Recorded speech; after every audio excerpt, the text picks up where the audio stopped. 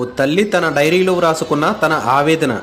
అరాకొరా చదువు, ఏమీ తెలియని వయసులో పెళ్లి తర్వాత భర్త వేధింపులు. 2 పిల్లలు పుట్టిన తర్వాత ఆ 2 పిల్లలతో సహా భర్త ఇంటి నుండి బయటికి గెంటివేయబడ్డ ఒక అభాగ్యురాలు. పిల్లల్ని పెంచుకోవడానికి మరో గత్యంతరం లేక గలపబాట పట్టి 20 సంవత్సరాల ఆ ఎడారి దేశంలో ఎట్టి చాకిరి.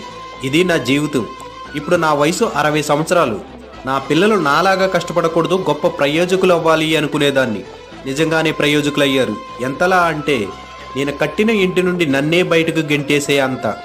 ఇప్పుడు నాకు ఉండడానికి ఇల్లు లేదు, 2 పూట్ల తినడానికి తిండి లేదు, మందులు కొనుక్కోవడానికి కూడా డబ్బులు లేవు.